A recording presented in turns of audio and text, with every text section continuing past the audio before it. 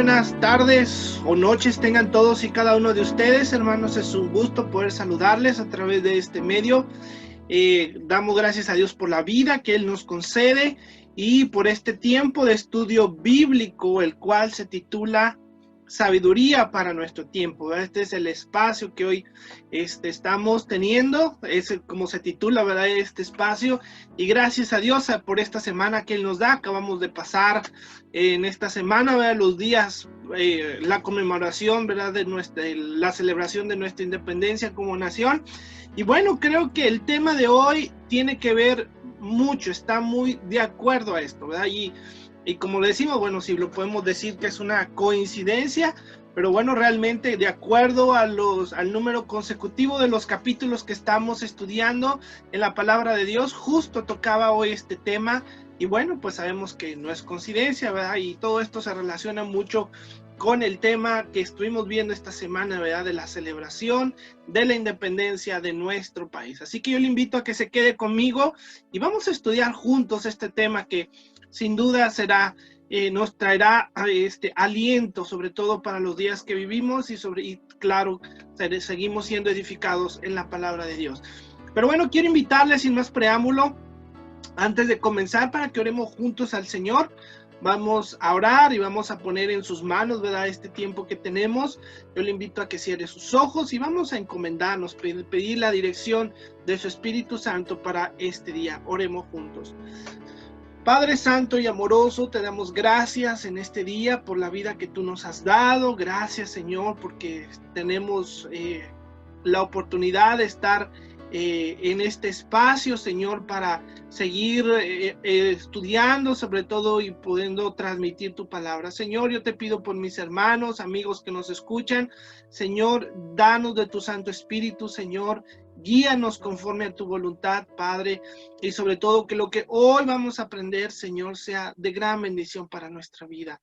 Oramos, Señor, confiadamente, no en nuestros méritos, sino en los de Cristo Jesús, nuestro Salvador. Amén. Amén. Bueno, hermanos, pues bueno, vamos a dar inicio, amigos hermanos que nos están escuchando, y vamos a dar inicio a este tema. El día de hoy le platicaba que tiene que ver mucho, se relaciona mucho con esto de la independencia, la celebración de los patrios, y lo encontramos en Proverbios capítulo 21. Este espacio Sabiduría para nuestro tiempo, hemos estado estudiando el libro de Proverbios, porque sin duda, ¿verdad? Requerimos sabiduría para enfrentar los tiempos que estamos viviendo, ¿verdad? No, Proverbios no es el único libro, ¿verdad? Que está dentro de la Biblia que está catalogado como de sabiduría. Está con Job, con Salmos, con Eclesiastés también. Pero bueno, sin duda encontramos lo que Dios quiere para nuestra vida a través de esta escritura. Y bueno, vamos a estudiar juntos. Ahora vamos al capítulo número 21. Le comentaba que estamos en el capítulo número 21 ya estamos en el capítulo número 21. Y dice la palabra de nuestro Dios, ¿verdad? Le voy a ir, por ahí le voy a ir, vamos a ir viendo el transcurso de este tema. Y el tema de hoy se titula La victoria pertenece al Señor. La victoria pertenece al Señor. Y justamente hablando acerca de lo que es la independencia, las fechas patrias, pues bueno, algo que va muy ligado sin duda alguna con la celebración de este acontecimiento es acerca de las victorias. Sin duda nosotros cuando estamos recordando la independencia, estamos recordando el acontecimiento de una victoria, ¿verdad? No podríamos celebrar la independencia si no recordáramos la victoria que se obtuvo, en este caso, la victoria obtenida, ¿verdad? Por la emancipación o por la separación, ¿verdad? En este caso de España, de aquellos años, ¿verdad? Pero entonces estamos hablando que hay de por medio una victoria. No podríamos hablar de una lucha de independencia si nunca se hubiera alcanzado esta victoria. No podríamos hablar de ella si solamente estuviéramos hablando acerca de derrotas. Eso no sería posible. La lucha de una guerra va ligada a la victoria. Y sobre todo es este acontecimiento lo que nosotros recordamos. nosotros recordamos las victorias que se obtienen y las narraciones históricas, hay grandes de ellas con mucha elocuencia, pero están acentuadas en el aspecto de la victoria, ¿verdad? Claro, se narra todo lo que se describió, todas las peripecias o todas las dificultades que hubieron para obtenerla, pero principalmente está basada en la victoria. Nosotros, bueno, en el caso de nuestro país, ¿verdad? Observamos que esta se obtuvo después de 11 años de lucha. Entonces, claro que una vez que se obtuvo, pues la victoria supo algo supo deliciosa, supo agradable. ¿Por qué? Porque había habido 11 años de por medio, muchas muertes, caudillos que cayeron, ciudades que cayeron. Entonces, por eso fue saboreada más la victoria.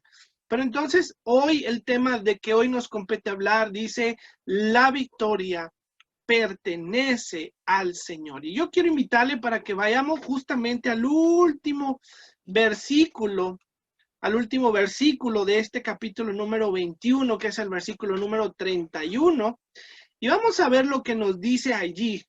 Proverbios 21:31 dice, el caballo se alista para el día de la batalla, mas Jehová es el que da la victoria, mas Jehová es el que da la victoria. Y juntamente con esto, hermanos, yo quiero también invitarle para que juntos podamos ver en esta ocasión lo que significa, precisamente, lo que significa este aspecto de la victoria, pero vamos a estar utilizando, dos traducciones de la Biblia, ¿verdad? La nueva, que es la Reina Valera, y vamos a utilizar también la Nueva Traducción Viviente, por lo que ahora le invito a que juntos vayamos a ver cómo lo hace la Nueva Traducción Viviente. Vamos a ver cómo traduce este versículo, y los diferentes versículos que estemos estudiando los vamos a ir viendo a la par en estas dos versiones de la Biblia, en la Reina Valera y en la Nueva Traducción Viviente. Y dice, el caballo se prepara para el día de la batalla, pero la victoria pertenece al Señor. Y de aquí viene el título del tema del día de hoy, la victoria pertenece al Señor. Este es el tema, el título del tema que nos está competiendo el día de hoy. Quiero invitarle ahora a ver algunos lemas o algunas frases célebres acerca de la victoria.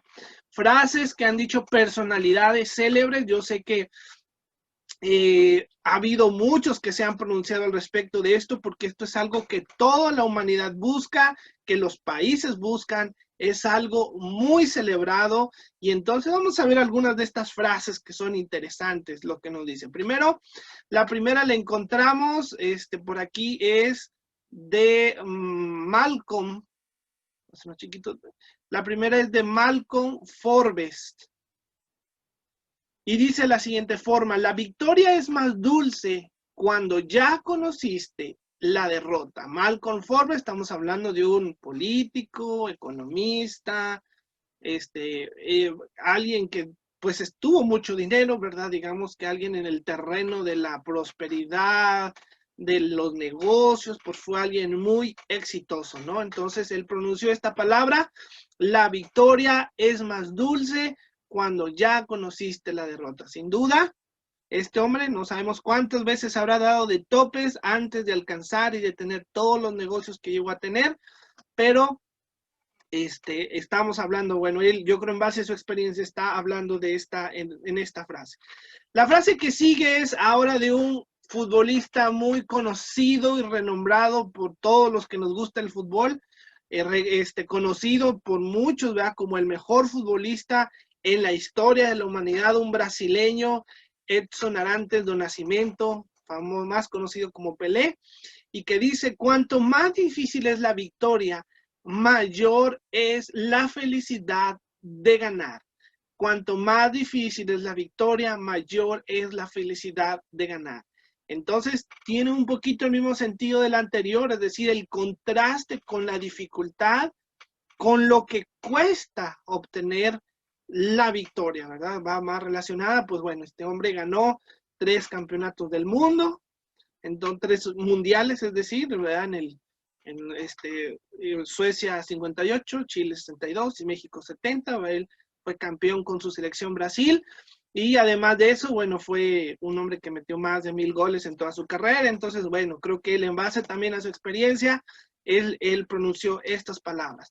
Y finalmente tenemos Aristóteles, ¿no? Ya nos fuimos mucho más atrás en la historia y estamos hablando de un filósofo ampliamente conocido cuyos escritos trascienden hasta el día de hoy en este terreno de la filosofía, y dice: la victoria más dura es la victoria sobre uno mismo. Muy bien, entonces, entonces podemos ver estas frases y a lo mejor aprender acerca de ellas, y todos nos dejan alguna enseñanza, y bueno, estas son buenas, ¿verdad? Pero quiero ahora hablarles un poquito acerca de lo que es el concepto de la victoria. A lo mejor todos lo podemos tener claro a simple vista, pero es bueno que podamos tener en cuenta lo que significa la victoria. Y bueno, la victoria principalmente es el hecho de vencer en una competición, por lo cual la victoria no podría hacerse latente en nuestra vida sin obstáculos o sin un adversario que afrontar. Cuando nosotros no tenemos algo, entonces no podemos conocer la victoria. Solamente cuando estamos compitiendo, solamente cuando estamos en una lucha con algo o con alguien, es que podemos saborear lo que es la victoria. Pero también la victoria implica alegría, es una expresión de alegría por haber vencido al contrario. No podemos reconocer la victoria sin la alegría y sin la celebración. Y para muestra un botón basta, ¿verdad? La celebración de las independencias, no solo en México, sino por todo el mundo, son fiestas nacionales, son días festivos. Se celebran de diferentes formas, pero todos son fiestas nacionales. El representante, el dirigente de un país es el que regularmente encabeza estas celebraciones. ¿Por qué? Porque es una alegría que contagia a todo el pueblo. Y ahora también la victoria es una superioridad o ventaja sobre el contrario. No conocemos la victoria sin ponerse en un punto de superioridad. Aquel victorioso es el que se pone por encima del otro, de sus competidores, ¿verdad? No puede ser que el que obtiene la victoria esté por abajo de ellos, ¿no? Sino implica una superioridad. Y viene siendo desde otra perspectiva el vencimiento o la sujeción, ¿verdad? Bueno, en este caso sobre los vicios o pasiones, pero bueno, hay una sujeción de por medio. Estamos hablando de que aquel que es victorioso sujeta a los demás. Por ejemplo, cuando un país conquistaba o salía victorioso sobre otro, lo sujetaba. Ahora este nuevo país estaba bajo la sujeción y bajo el dominio de este otro que le había conquistado. Hay una sujeción precisamente por superioridad y por fortaleza. Y bueno, quiero comentarle finalmente de algunas de las implicaciones acerca de la victoria. Como habíamos hablado ahorita, hace tan solo unos momentos, estamos hablando de que en la victoria no podemos hablarlo sin que haya un obstáculo o un adversario de por medio. Y es precisamente en este punto que se engrandece. La victoria se engrandece a causa del contrario y de la dificultad para obtenerla. La victoria también tiene como implicación muchas pérdidas. A lo mejor en el trayecto mucha gente se perdió batallas completas. Por ejemplo, tenemos otra anécdota, ¿verdad?, de Henry Ford, que antes de formar esta famosa compañía que todos conocemos hoy, que trasciende a nivel mundial, él primero quebró 5 empresas en este intento. En algunas no estuvo él principalmente a cargo de ellas, pero participó o fue socio, pero él fracasó 5 veces antes de fundar esta compañía. Entonces, la victoria muchas veces nos implica pérdidas o nos implica batallas perdidas que nos dejaron enseñanza para fortalecernos y después obtener la victoria. La victoria posiciona al vencedor en un punto de dominio y superioridad, y la victoria ejercita y desarrolla la fuerza como medio para alcanzarla. Entonces, a través de la victoria desarrollamos una fuerza que quizá que no conocíamos, desarrollamos habilidades que no teníamos antes, pero que fueron necesarias para alcanzar la victoria. Entonces, a través de esto, hermanos, bueno, creo que podemos saborear un poquito más de todo lo que implica, ¿verdad? El conocer y el alcanzar la victoria, pero quiero decirle también que si usted se está preguntando, bueno, pues yo quiero, a mí me gusta hablar acerca de victoria, ¿verdad? ¿A quién no le gustaría poder salir victorioso en todo lo que hace? Pues déjeme le digo que la victoria muchas veces y en cuestiones de guerra, en cuestiones personales, se trata acerca de perseverancia, se trata acerca de tácticas y estrategias, se trata de fuerza física, a lo mejor militar o fuerza mental, pero la victoria personal, la victoria sobre nuestros asuntos cotidianos, no se trata de esto. Todos los días usted y yo enfrentamos una batalla. Estamos constantemente en guerra en diferentes circunstancias. Pero ahora entonces, no necesitamos las mejores estrategias, no necesitamos las mejores tácticas, ni tampoco ser los más perseverantes, aunque todas estas cosas son buenas. Lo que nosotros necesitamos en nuestra vida es a Dios. Dice el versículo número 31 que leímos al principio, más Jehová es el que da la victoria. Y a lo mejor tú has tenido victorias en el terreno laboral, en el terreno económico, en el terreno personal, pero hay cosas en tu vida y en mi vida que requieren la forzosa intervención de Dios, que sin Dios no podríamos alcanzar estas victorias. Y precisamente Proverbios capítulo 21 nos habla acerca de estas cosas. Y vamos a verlas de una forma un poco más detallada, de manera que nosotros podamos identificar primero cuántas batallas hemos perdido luchando con estos aspectos y sobre todo cómo podemos ahora alcanzar la victoria que nos está hablando aquí la palabra de Dios. Bueno, sin más preámbulos, vamos al primer asunto y la primera victoria que necesitamos nosotros encontrar es la victoria sobre lo incorrecto. Y estamos hablando de Proverbios 21, versículo 3, y dice, hacer justicia y juicio es a Jehová más agradable que sacrificio. La Nueva Traducción Viviente, le decía que lo íbamos a ver de forma paralela, nos dice, al Señor le agrada más cuando hacemos lo que es correcto y justo que cuando le ofrecemos sacrificios. Hermanos, la victoria sobre hacer lo correcto. Y esto es una lucha y esto es un pesar para todos nosotros. ¿Por qué? Hermanos, porque muchas veces se presenta delante de nosotros la oportunidad de hacer lo que no es correcto. Es decir, de faltar a la integridad. Ya hemos hablado en temas anteriores acerca de la integridad. No voy a tocarlo otra vez a profundidad, pero es actuar conforme lo que creemos y con lo que pensamos, que nuestros hechos respalden lo que profesamos y nuestras creencias también. Entonces, muchas veces cuando estamos apurados, muchas veces cuando hay dificultad, cuando no encontramos la salida, la oportunidad de hacer lo incorrecto, es decir, de tomar la salida fácil, se presenta y muchas veces nosotros la hemos tomado. Es decir, por ejemplo, un simple ejemplo de eso son las famosas mordidas, ¿verdad? Por salir rápido del asunto, por no meternos en más líos, concedemos el dar una tajada, ¿verdad? Para que se nos deje libres de esta circunstancia, cuando esto no es lo correcto. Y como esa, ¿cuántas cosas se presentan día a día en nuestra vida, en nuestro trabajo? En hacer las cosas rápido y fáciles o hacer las cosas de manera correcta. Muchas veces estamos, y hoy nuestro mundo moderno, posmoderno, estamos acostumbrados a lo express, a lo rápido, a lo práctico.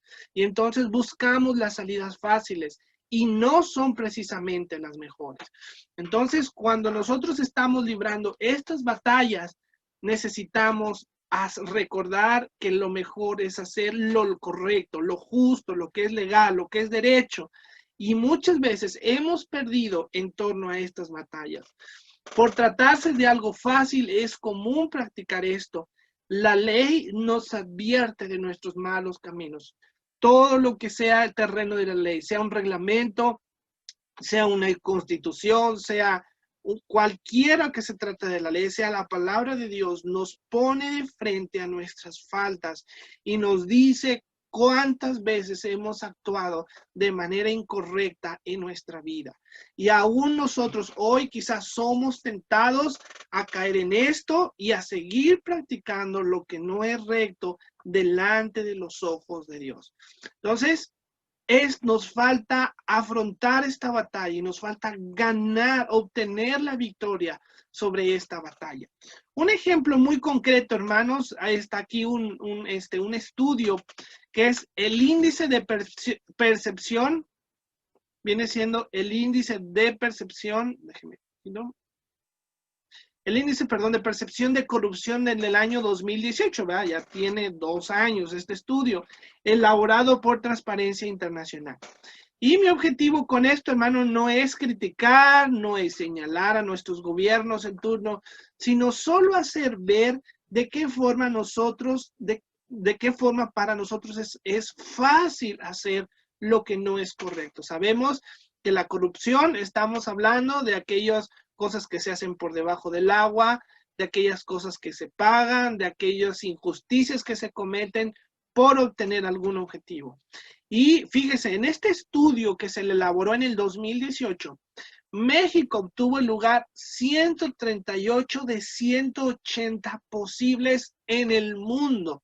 No estamos hablando de manera local, estamos hablando en el mundo. O sea, salimos muy por debajo de la mitad, ya más pegado a los últimos lugares. Y hablando de América, es decir, de los países de América, nos encontramos en el 5º peor país, solamente abajo de Guatemala, Nicaragua, Haití y Venezuela, ¿verdad? Que son países que están en guerrillas, en levantamientos de Estado, que están en constante lucha. Solamente por debajo de estos países, es decir, somos el 5º peor país en cuanto a corrupción se refiere. Y entre los mejores, ahora hablando de los mejores en América, se encuentra Estados Unidos, Canadá, Uruguay y Chile, ¿verdad? Por si estamos hablando que era cuestión de los latinoamericanos, pues ahí hay 2 países que salieron muy bien calificados, que son latinoamericanos, como es Uruguay y Chile. Entonces, qué tremendo, ¿no? Y esto solamente es un ejemplo. Esto solamente es un ejemplo de que en verdad nos cuesta hacer lo correcto, que en verdad no hemos ganado la victoria, no hemos alcanzado la victoria contra este problema que es actuar en integridad, que es actuar de manera recta delante de los ojos de Dios y claro también de los hombres, pero principalmente de Dios. Entonces, tenemos que ganar, tenemos que alcanzar esta victoria. Yo no sé cuánto usted ha luchado, yo no sé si se está dando aún de topes con esto, pero la palabra de Dios aquí nos llama a que alcancemos la victoria en estos asuntos. Bueno, vamos a pasar al segundo frente de batalla. El primero es la integridad, el caminar rectamente. Ahora vamos al segundo frente de batalla. Y este lo encontramos en el versículo número 4. Vamos a Proverbios 21:4. Proverbios 21:4. Y dice de la siguiente manera. Dice, victoria, sobre la altivez y el orgullo. Hermanos, también este es un mal que nos aqueja, el orgullo. Hemos estado batallando fuertemente contra la altivez y el orgullo. Vamos a ver lo que nos dice este versículo que se menciona. Dice así, altivez de ojos y orgullo de corazón y pensamientos de impíos son pecado. Ahora la Nueva Traducción Viviente nos dice, los ojos arrogantes, el corazón orgulloso y las malas acciones son pecado. Entonces aquí vemos implicadas tres cositas. Primero, vamos a ver la altivez de ojos, el orgullo del corazón y los pensamientos de impíos. Son aquí tres cosas de los que nos está hablando, son tres frentes de batalla que a lo mejor van en el mismo sector, pero aquí hay tres frentes de batalla que quizá no estamos aún saliendo victoriosos de esto. Primero, la altivez de ojos. Fíjense lo que dice, verse a sí mismo, esto implica verse a sí mismo por encima de los demás. Cuando nuestra percepción personal, cuando nuestro concepto de nosotros mismos es alto, muy alto o hasta superior que el de los demás. Nos vemos muy por encima de los demás. Creemos que nuestra opinión es la mejor, que nuestra percepción es la mejor, que nuestra forma de vida es la mejor, que nuestros criterios son los mejores. Entonces, a nuestro parecer, a nuestra vista, nosotros estamos por encima de los demás. La división de clases, hermanos, esta división de clases sociales que se ha hecho en el mundo cuando decimos los de alta, los de media, los de baja, cuando discriminamos o hacemos menos a alguien por su condición, sea cual sea, económica, social, personal, por lo que sea, pero cuando nosotros estamos degradando, estamos hablando mal de una persona, lo estamos viendo por abajo de nosotros. Y esto es altivez de ojos. Implica una autoadmiración y amor propio. Esto es cuando nos amamos, nos autoadmiramos, ¿verdad? Demasiado. Y este es un concepto que nuestra sociedad hoy maneja muy comúnmente, ¿verdad? Hablamos regularmente acerca del famoso, del amor propio, ¿verdad? Esto es de amarse a uno, de tener uno aprecio por uno mismo. Estamos hablando a veces de decir, si no te amas a ti mismo, no puedes hablar, no puedes amar a los demás, el famoso autoestima. Y yo creo que esta palabra se ha manejado mal, porque precisamente por estarnos insistiendo en amarnos a nosotros mismos, en admirarnos a nosotros mismos, en querernos a nosotros mismos, es que la altivez de ojos se produce.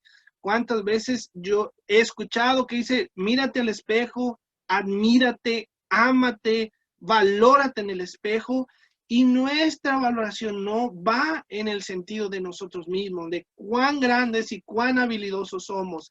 No proviene de ahí, pero al practicarlo de esta forma, estamos solamente propiciando la altivez de ojos, y esto no es lo que a Dios le agrada. Al final de este versículo dice, esto para Dios es pecado, y seguimos librando con esta batalla de altivez de ojos. Pero viene algo muy parecido, muy ligado con ello, que es el orgullo de corazón. Y esto quiere decir que nosotros somos el motor principal de la vida, somos el eje central de nuestra propia vida, el que todas las cosas giran a nuestro alrededor.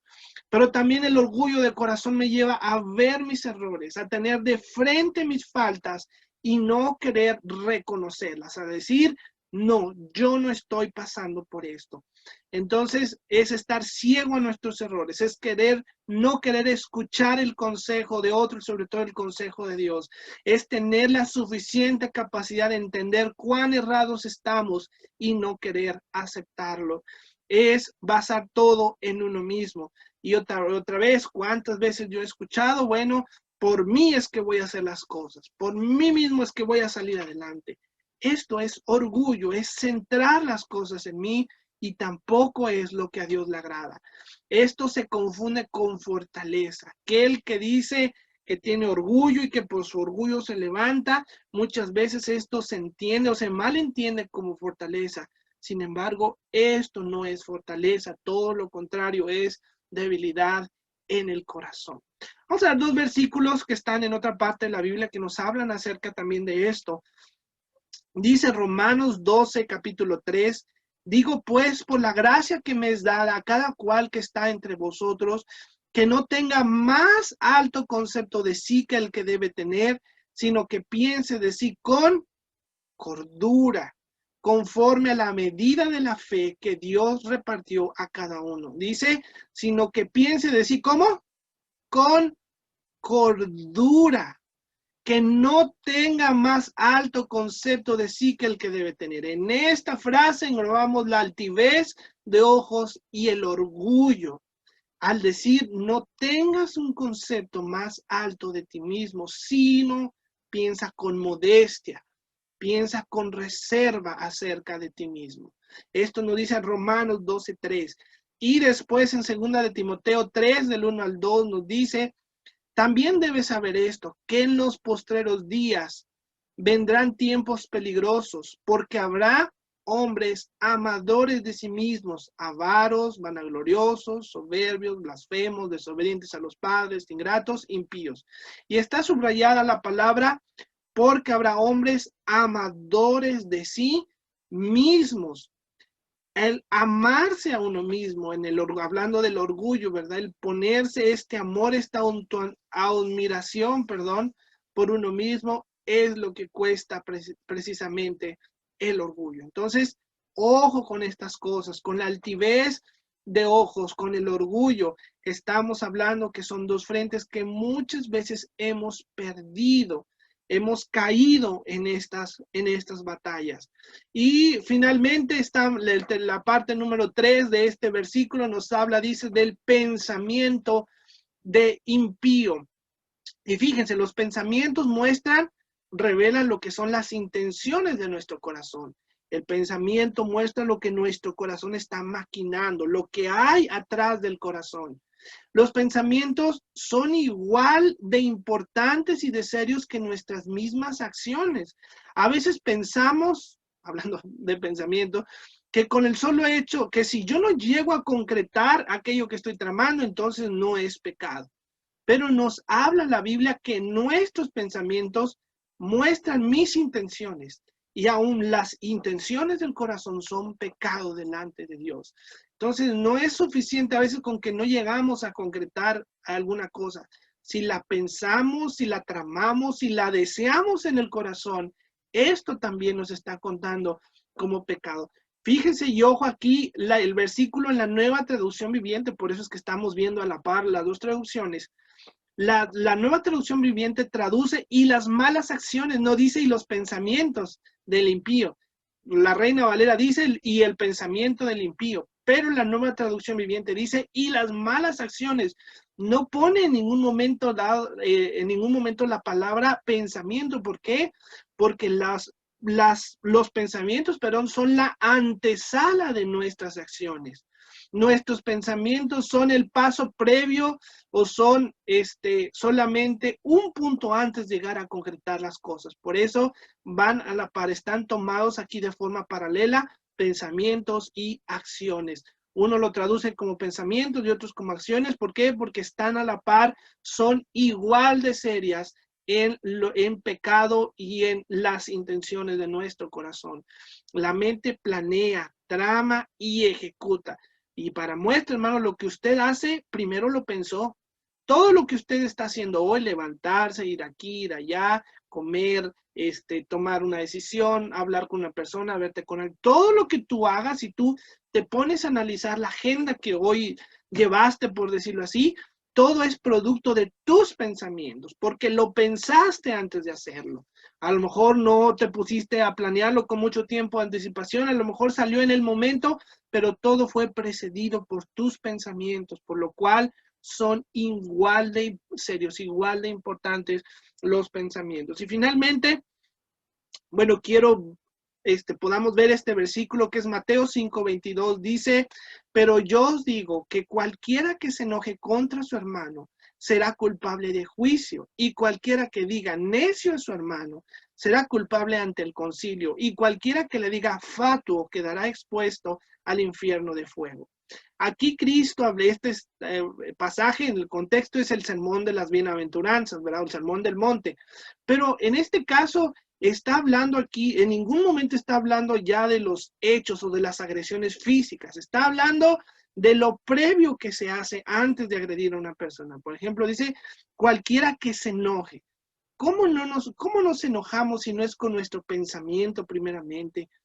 Nace de ahí, dice, y también aquel que diga, es decir, que no basta con levantar, no es solamente levantar mi mano y dañar con mi mano a mi hermano, sino con mis pensamientos y con mis palabras yo estoy dañando igual forma a mi hermano. Eso es lo que nos dice aquí Mateo 5:22.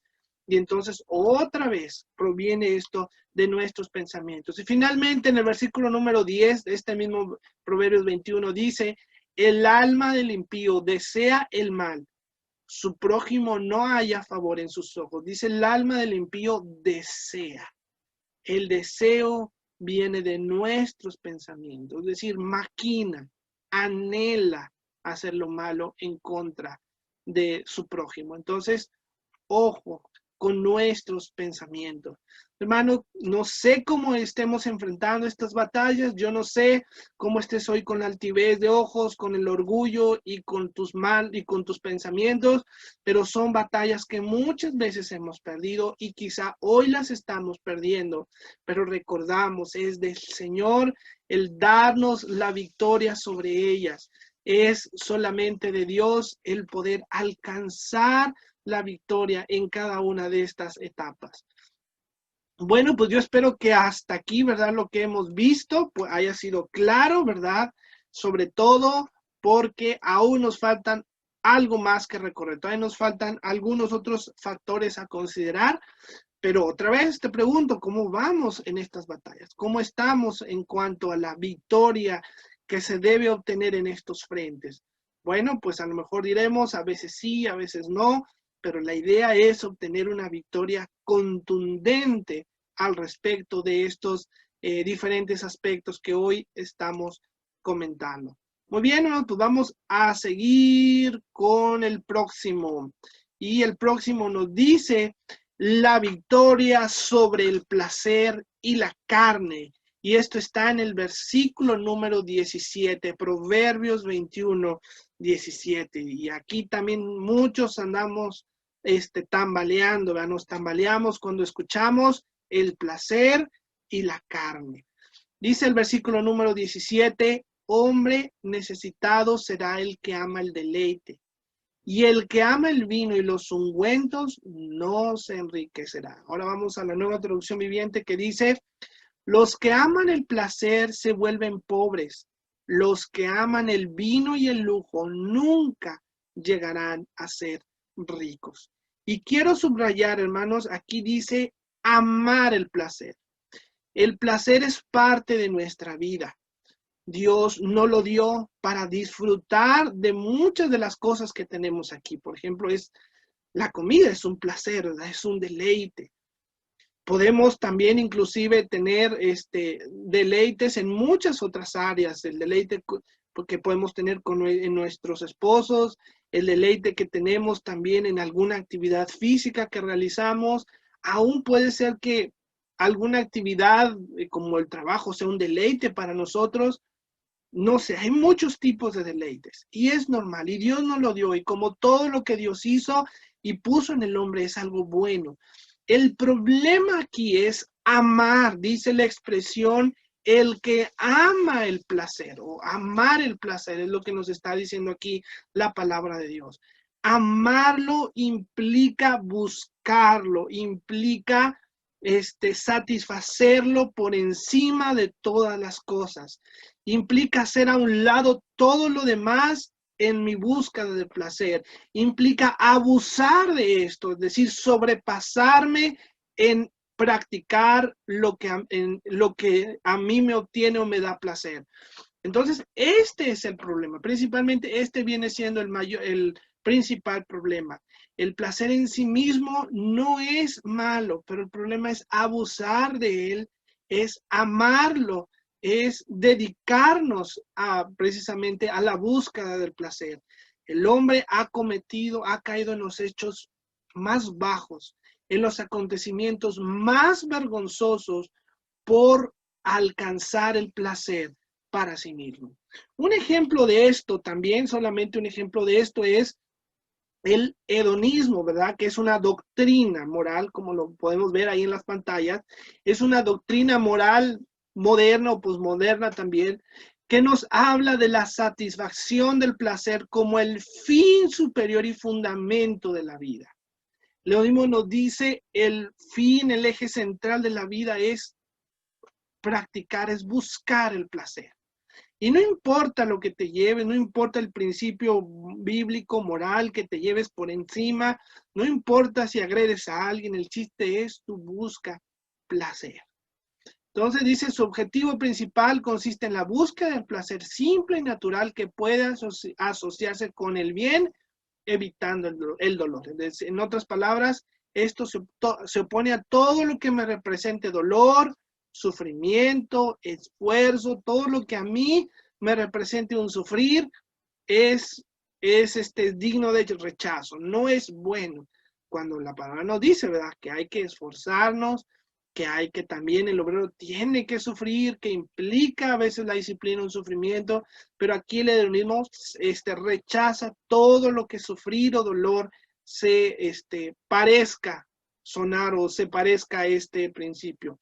Entonces, esto es algo, y hay clubes hedonistas por todo el mundo, en Latinoamérica y en Europa, donde se juntan en sesiones y en lugares privados a hacer y deshacer, porque es tú, haz todo lo que te cause placer y asunto arreglado. Entonces, ojo con estas cosas, hermanos, necesitamos estar sujetos, necesitamos ver cuántas batallas hemos perdido en la búsqueda desmedida de nuestro placer y de satisfacer los deseos de nuestra carne.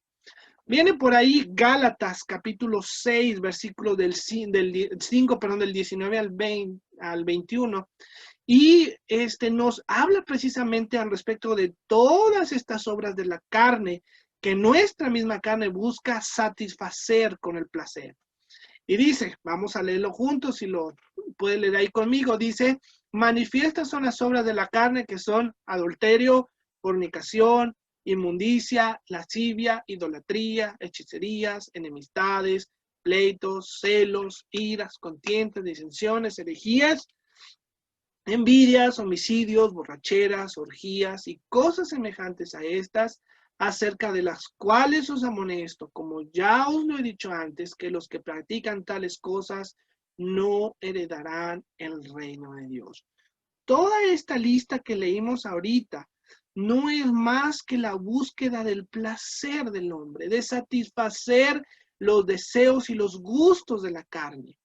Los adulterios y fornicaciones que tienen que ver, bueno, junto con la inmundicia, la lascivia, que tiene que ver con el aspecto sexual del hombre, satisfacer de forma desmedida este apetito o este placer. Los pleitos, celos, iras, contiendas y disensiones tienen que ver con mis intereses, con sobresalir, con deleitarme en salirme con, a lo mejor, con mis propios, con mis deseos por encima de los demás. Las envidias, homicidios, dice las borracheras, que también, ¿verdad?, tiene que ver con un placer carnal, como es la toma desmedida, ¿verdad?, del vino, de todo lo que sea el alcohol, las orgías, ¿verdad?, que tiene que ver también con el aspecto sexual. Dice, y cosas semejantes a estas, todo lo que se le parezca, todo lo que vaya alrededor de estas cosas, toda esta lista tiene que ver con eso, con buscar desmedidamente el placer en mi cuerpo. Y dice, subraya al final, que los que hacen tales cosas no heredarán el reino de Dios. Hermanos, y tendríamos que reflexionar entonces, ¿qué placeres consideras ilícitos en tu vida? Hay cosas que hacemos y que buscamos complacernos a nosotros mismos, que sabemos no están bien delante de Dios, que no son lícitas. Aún así, las practicamos. ¿Cuántas cosas que siendo lícitas, es decir, siendo buenas o permitidas, vaya, las hemos hecho de manera excesiva y también se salen dentro de lo que es bueno? Por ejemplo, el comer. Comer es algo bueno y necesario, pero a veces caemos en lo que es la gula, ¿verdad?, en estar comiendo por demás, y esto también es buscar un placer desmedido. ¿Hasta dónde hemos llegado por satisfacer estos placeres? ¿Hasta dónde nos hemos extendido? ¿A quién nos hemos llevado de encuentro? qué cosas nos hemos tenido que saltar, cuánto hemos gastado por buscar nuestro propio placer. Y finalmente, ¿qué repercusiones ha tenido esto en mi vida? ¿De qué forma he dañado mi vida, mi relación con los demás y sobre todo mi relación con Dios al vivir y al darle vuelo desmedido a la búsqueda de mi placer? Mano, sin duda es una batalla en que muchos, si no es que todos, hemos perdido alguna vez. Y aquí estamos hablando de victoria. El propósito es que nosotros seamos victoriosos en este frente que es el frente del placer. Bueno, pues yo no sé, ¿verdad? Yo creo que todos tenemos que reflexionar al respecto de estas batallas, pero el propósito de Dios es que nosotros seamos victoriosos en todos estos frentes que estamos comentando. Y vamos al último que vamos a ver, al último frente que vamos a ver en esta tarde o noche, que es la victoria sobre el mal uso de la lengua. Y nos habla aquí Proverbios 21-23 sobre el mal uso de la lengua. Y dice el versículo número 17, el que guarda su boca y su lengua, perdón, es el versículo número 23, está equivocado en el título, pero es el versículo número 23. Dice, el que guarda su boca y su lengua, su alma guarda de angustias. Y vamos a ver la Nueva Traducción Viviente que dice, cuida tu lengua y mantén la boca cerrada y no te meterás en problemas. Y otra vez, hermanos, el problema es el moderar el uso, o el moderar, o el no poder, más bien moderar el uso de nuestras palabras. Igual la boca es un instrumento que Dios nos dio. Cuán importante es tener una buena comunicación con las personas que nos rodean. A veces la comunicación es la mala comunicación o la falta de comunicación es el problema entre muchas familias, entre matrimonios, en grupos de sea lo que sea, de trabajo o como se llame un grupo, pero cuando falta comunicación hay problemas precisamente por la falta de comunicación. Pero cuando nos vamos al otro lado de la moneda, es decir, cuando abusamos del uso de nuestras palabras, entonces caemos en este punto que nos dice la palabra de Dios. Nuestra lengua se puede llegar a expresar, a utilizar para agredir, para humillar, para presumir, para mentir o para exagerar las cosas. Y todo esto es abusar del uso de nuestra lengua. Muchas veces, y aquí lo que nos dice este versículo, que mejor es callar que hablar de más. Fíjese cómo lo traduce la Nueva Traducción Viviente. Dice, cuida tu lengua, dice, y mantén la boca cerrada. Es veces preferible detenernos en nuestras palabras. Las palabras pueden llegar, a dañar aún más que las mismas heridas. Una herida se cierra con cierta prontitud, ¿verdad? Dependiendo de la magnitud de esta herida. Pero las palabras se recuerdan a veces por años y años y están presentes y nos calan en la mente y nos calan en el corazón y hieren de una forma mucho más profunda. Por eso, ojo, tenemos que cuidarnos de nuestras palabras, del uso que le damos a nuestras palabras, y muchas veces no hemos vencido la batalla en el uso de nuestra lengua. ¿Cuántos conflictos hemos causado? ¿Cuántos pleitos entre dos personas hemos causado? ¿Cuántos chismes hemos levantado? ¿Cuántas cosas a medias a veces levantan falsas expectativas, a veces también dañan más de la cuenta? Todo esto es por el uso indebido de nuestra boca. ¿Cuántas veces hemos creado también panoramas que no son ciertos?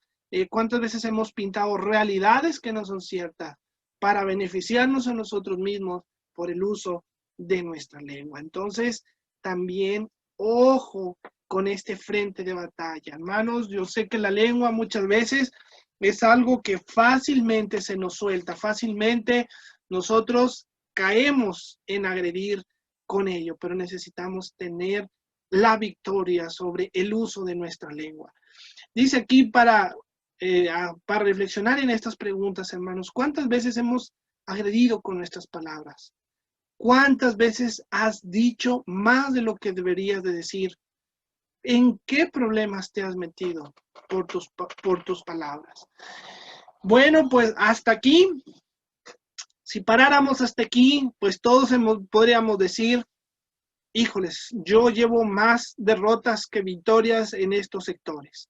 En la lengua, en el placer, en la búsqueda del placer, en el orgullo, la altivez del corazón, en cada uno en hacer lo correcto, llevamos más derrotas que victorias. Pues entonces quiero hablarte, para terminar el estudio de este día, de una victoria que está asegurada. Una victoria que no está puesta en duda porque ya fue alcanzada. Una victoria garantizada porque fue consumada en la cruz del Calvario. Y es que el adversario, como ya habíamos dicho desde un principio, juega un papel muy importante en las batallas y desde luego en las victorias. Cuanto más grande es el adversario, cuanto más grande e imponente es el adversario vencido, más grande es la victoria o más saboreamos la victoria.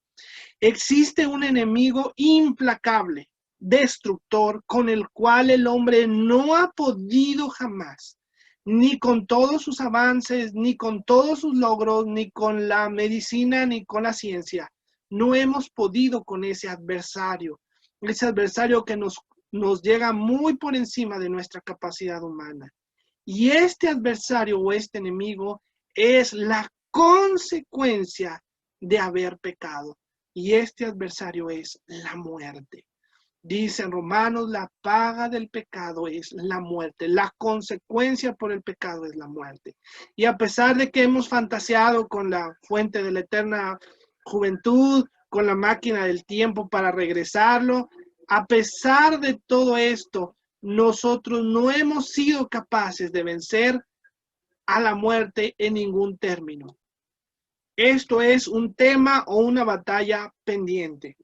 Pero déjeme decirle lo que dice Corintios 15, 55 al 57. Vamos a leerlo juntos. Dice de la siguiente manera: ¿dónde está, oh muerte, tu aguijón? ¿Dónde, oh sepulcro, tu victoria? Ya que el aguijón de la muerte es el pecado y el poder del pecado la ley. Mas gracias sean dadas a Dios, que nos da la victoria por medio de nuestro Señor Jesucristo. Gracias sean dadas a Dios, que nos da la victoria por medio de nuestro Señor Jesucristo. Aquí encontramos la razón de la victoria. El enemigo que nosotros no podíamos vencer y que nunca pudimos vencer fue vencido por un solo hombre, Dios que se hizo hombre, Dios encarnado, que fue Cristo Jesús. Él cumplió con todas las exigencias de la ley de Dios. Él fue obediente a Dios. Y por su muerte, al morir y al resucitar de la muerte, Él alcanzó la victoria sobre ella. Entonces, ahora nuestra victoria se encuentra en Él. Como lo decía al principio, no son nuestras tácticas, no son nuestras habilidades, no son nuestras estrategias, solamente en Dios y por medio de su Hijo Cristo Jesús, nosotros encontramos la victoria. La victoria sobre todo lo que hoy hemos visto, la victoria sobre actuar indebidamente, la victoria sobre actuar con egoísmo, con altivez de corazón, la victoria de buscar y no poder dejar de practicar mis propios placeres, la victoria sobre mi lengua. Todo esto solamente es posible en Cristo Jesús. ¿Por qué? Porque Él venció a la muerte, porque Él venció a todo nuestro pecado y todas nuestras debilidades. Él fue sin mancha, Él pudo conquistar todos estos aspectos de la vida del hombre y ahora en Él, por medio de la fe en Él, es que nosotros podemos conocer la victoria verdadera y podemos decir, la victoria le pertenece solamente al Señor. Hoy quiero invitarte para que celebres conmigo esta victoria. En esta semana que hemos celebrado la victoria sobre la independencia, sobre que México tuvo sobre los españoles, que hemos gritado y celebrado esta victoria en la guerra de independencia, hoy quiero invitarte también a celebrar la victoria de Cristo sobre todos estos aspectos, sobre la muerte, sobre el pecado, sobre nuestras debilidades. Él venció todo esto, Cristo lo venció. Por eso la Biblia no nos lo habla desde la perspectiva de alguien que está lejos de nosotros y que nunca pasó lo que nosotros pasamos. No, la Biblia nos lo dice porque hubo uno que estuvo en nuestros zapatos, en nuestro lugar, que padeció todo lo que padecemos, que aún fue hasta la muerte como nosotros, pero que conquistó la victoria en todos estos terrenos, y este es Cristo Jesús. Hoy, si queremos celebrar, hoy, si queremos ponernos por encima de todas estas cosas que dañan y perjudican la vida del hombre, necesitamos a Cristo en nuestro corazón, necesitamos creer en Él, necesitamos depender de Él, necesitamos que Él tome el control total de nuestra vida, que tú te rindas a sus pies, que tú le digas: Señor, perdona mis pecados, Señor, toma mi vida. Y entonces la victoria que Cristo alcanzó será una victoria que también nosotros experimentaremos. Yo te invito a que cierres tus ojos, vamos a orar y vamos a pedirle a este Salvador que venga a nuestro corazón, pero también vamos a darle gracias por esa victoria que Él obtuvo y que en su victoria nosotros también podemos conocer la victoria. Oremos al Señor. Padre Santo, en el nombre de Jesús venimos delante de ti hoy, gozosos, alegres, porque podemos celebrar la victoria que ningún humano pudo alcanzar, ningún héroe de la independencia de ningún país pudo alcanzar, que solamente fue alcanzada por Cristo Jesús. Señor, el dominio sobre nuestra carne, el dominio, la victoria sobre nuestros placeres, sobre nuestro pecado, todo solamente fue alcanzado en Cristo. Padre, hoy acudimos a ti. Hoy rendimos nuestro corazón hacia ti, que tú tomes el control total de él y que podamos conocer la victoria solamente en Dios. Gracias, Señor, por tu palabra. Gracias porque ella nos llena de alegría, de regocijo, de poder gritar que sí hay salvación y que hay victoria en los méritos de nuestro Salvador. Oramos en este día y te lo pedimos en el nombre de Cristo Jesús. Amén. Bueno, pues queremos dar gracias a Dios por este espacio que hoy tenemos. Y bueno, gracias por el favor de tu atención, invitándote que sigas con nosotros en nuestras próximas transmisiones del domingo con el culto de adoración. Y que recuerda, cada día que enfrentes batallas y cada vez que tú caigas de rodillas porque sufriste una derrota, recuerda, la victoria está solamente en Dios por medio de su Hijo Cristo Jesús. Que el Señor te bendiga y nos vemos pronto. Hasta luego.